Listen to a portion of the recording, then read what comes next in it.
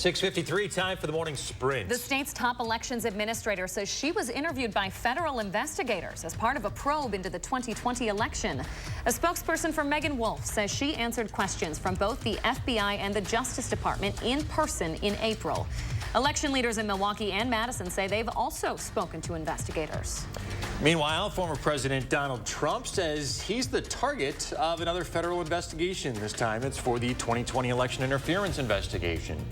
On Trump's social media platform, he says he's received a target letter which could indicate a third indictment.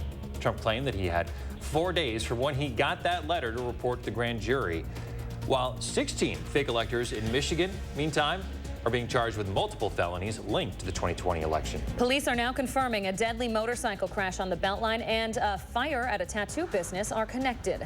Neighbors say they saw a man on his motorcycle leave the tattoo shop yesterday morning. Police say the 71-year-old died after driving into oncoming traffic. The ATF, along with local law enforcement, is investigating the fire as arson. An update now on a man found dead following a house fire in rural Cottage Grove last week. The Dane County Sheriff's Office says the victim died from injuries unrelated to the fire. The Sheriff's Office says the man's death is not criminal in nature. This fire broke out around 8:40 in the morning last Wednesday at a home on Baxter Road, east of Cottage Grove. The bus company First Student says it's taking over another local bus line. Under a binding purchase agreement, First Student will acquire Badger Bus. The move comes just months after First Student beat out Badger Bus to become the Madison School District's transportation contractor. New details now about the American soldier with ties to Wisconsin who crossed the demilitarized zone in North Korea.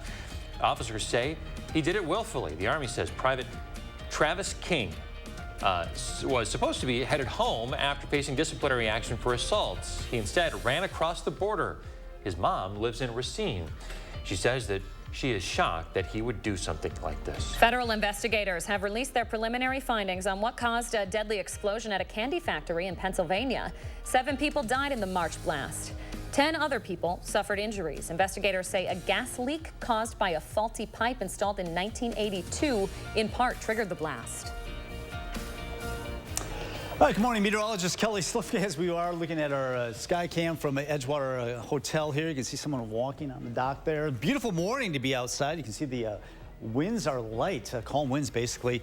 62 right now in Madison, 59 in Janesville, 59 currently in the Wisconsin Dells area. So a nice start to our morning. We'll look at partly sunny skies this afternoon. The afternoon should be generally dry. Temperatures headed into the low 80s, so a little bit warmer than what we had yesterday.